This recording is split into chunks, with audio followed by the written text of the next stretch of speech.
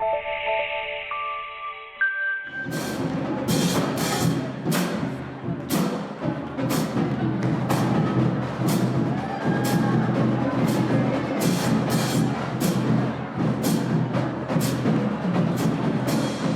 Gabby and I would like you to join us in welcoming to Arizona the man who can explain all of this stuff much better than I can.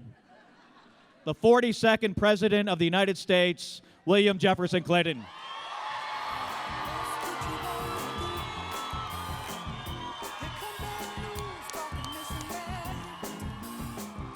My argument for Hillary is simple. She, more than any other candidate, has offered specific solutions, and all these economists, including the most progressive economists in the country, say she is the only candidate running for president whose numbers add up. She actually tells you what it's going to do. Second argument, she's the only person prepared by virtue of her service as Secretary of State, a member of the Armed Services Committee, a member of the Pentagon Special Commission to design the military for the 21st century, to be Commander-in-Chief, to recognize that keeping America safe requires a strong military, a stout diplomacy, and a serious ongoing effort to make a world with more friends and fewer enemies. Which is why I'm very proud of the fact she has been the most outspoken person in this campaign against the ridiculous notion that we should condemn and exclude from our country Muslims because of their religion. We need them to win this fight. So, my third argument is that she's been a lifetime change maker.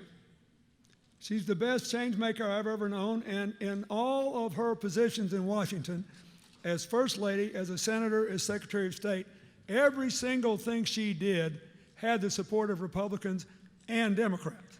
Now,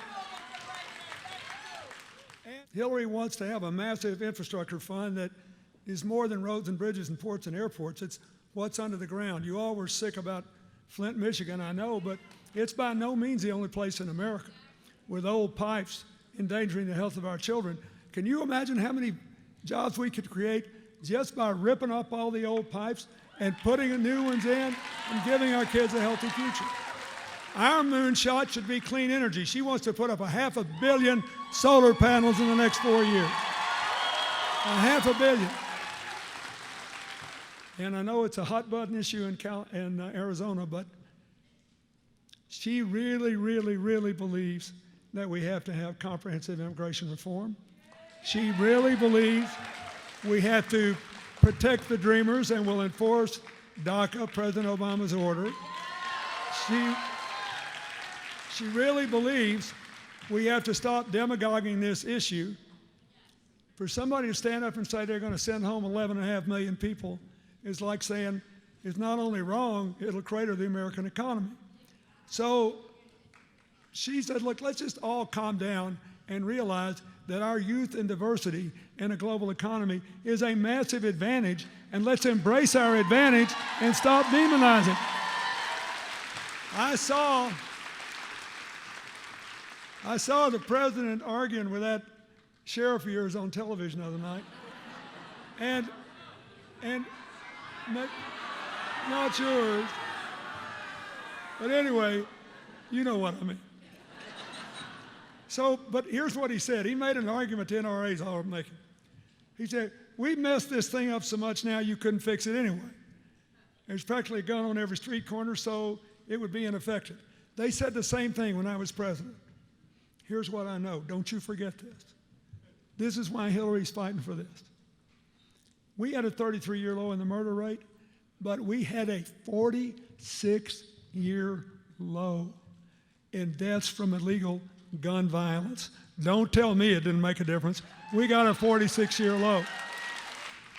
So that's my argument for it. She has literally, since she got out of law school and went to work for the Children's Defense Fund, trying to get African-American teenagers out of prisons where they were jailed with adults for years, trying to help register Mexican-American voters who had been citizens a long time but had been systematically excluded in South Texas, trying to get poor people in the hills of North Arkansas the first access to legal services they had ever had. From the beginning, she always had just been trying to make something good happen, long before she was ever elected anything. I'm telling you, she's the best qualified person for this moment in time that I have ever had a chance to vote for. And one of the happiest memories of my political life was in 1996 when I saw that for the first time since Harry Truman was president, Arizona had voted for a Democrat. And I would like to see it happen again, but it depends on what you do Tuesday. Thank you, and God bless you.